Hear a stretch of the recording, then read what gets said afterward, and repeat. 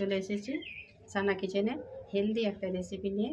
তো বন্ধুরা, চাল ডাল ভেজানো বা বাটানো ছাড়াই একটা সহজ রেসিপি নিয়ে চলে এসেছি। মাত্র 10 মিনিটেই বানিয়ে নেওয়া যাবে ধোসা রেসিপি। আসসালামু আলাইকুম, কেমন আছেন বন্ধুরা? আশা করি ভালো আছেন। আলহামদুলিল্লাহ আমিও ভালো আছি। আজ আবারও চলে এসেছি সানা কিচেনে রেসিপি নিয়ে। তো বন্ধুরা, এখানে আমি 200 গ্রাম সুজি নিয়েছি। সুজিটাকে আমি একটু গুঁড়িয়ে নিয়ে চলে আসবো।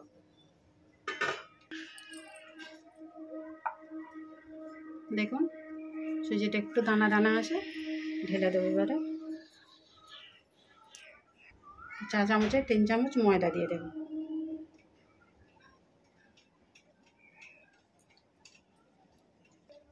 কালারটা সুন্দর আসার জন্য বেসন দিয়ে দেবো এবারে 3 চামচ।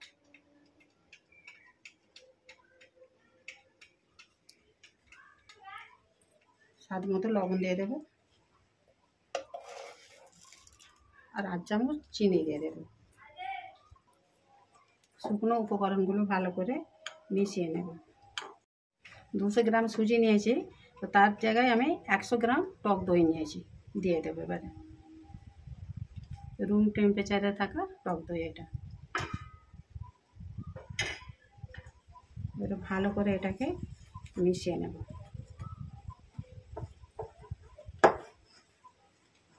নর্মাল জল নিয়েছি।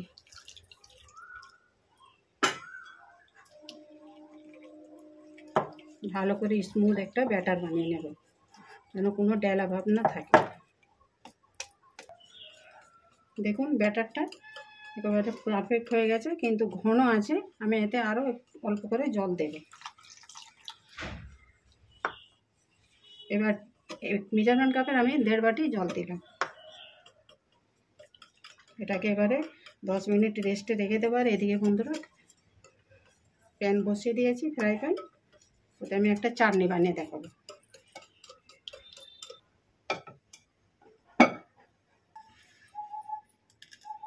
তেল দিয়ে দিয়েছি, কালো সর্ষে দিয়ে দেবো।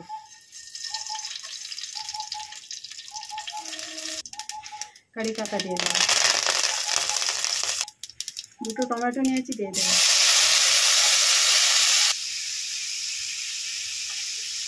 উপর থেকে একটু লবণ দিয়ে দেবো, টমেটোটা যাতে তাড়াতাড়ি সেদ্ধ হয়ে যায়। আর এখানে 4 কোয়া রসুন নিয়েছি, 1 ইঞ্চি আদা নিয়েছি, একটা কাঁচা লঙ্কা নিয়েছি, দিয়ে দেবো। দিয়ে ভালো করে এটাকে সেদ্ধ করে নেব। শুকনো লঙ্কা একটা দিয়ে দেবো।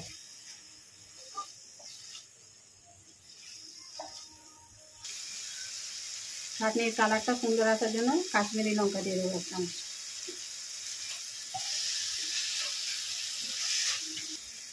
অল্প করে একটু জল দিয়ে দেবো।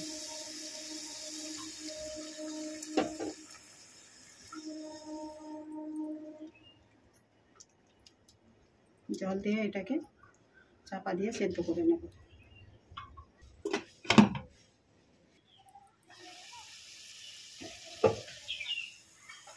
দেখুন বন্ধুরা, চাটনিটা হয়ে গেছে আমার। এটাকে ঠান্ডা করে নিয়ে টেস্ট করে নেব। তো ওদিকে বন্ধুরা চাটনিটা ঠান্ডা হোক, আর এদিকে চলুন 10 মিনিট তো হয়ে গেছে। এবারে দেখি।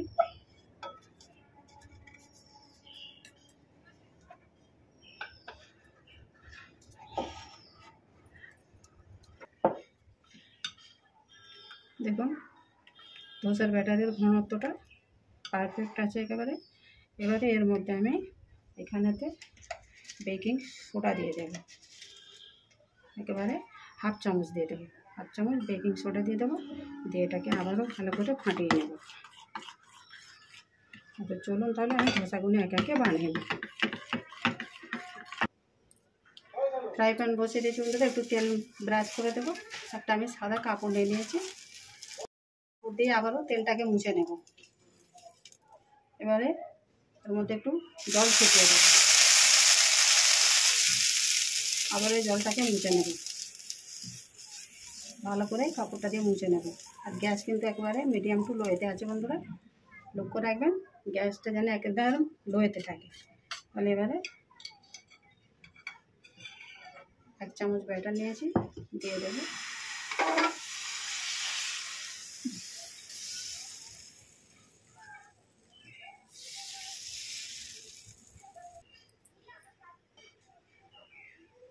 দেখুন উপরটা হালকা হালকা লাল হয়ে গেছে, টেনে গেছে। এবার উপর থেকে একটু তেল ব্রাশ করে দেব।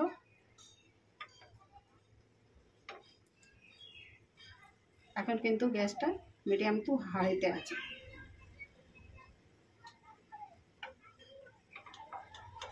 এবার এটাকে উল্টে দেব।